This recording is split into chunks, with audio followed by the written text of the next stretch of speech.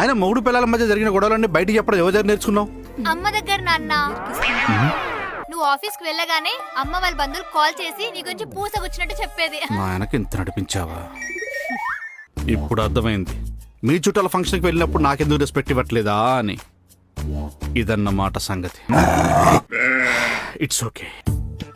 చూడలుడు, పెళ్ళైనాక ప్రాబ్లమ్స్, సంసారం అన్నాక సమస్యలు కామనే.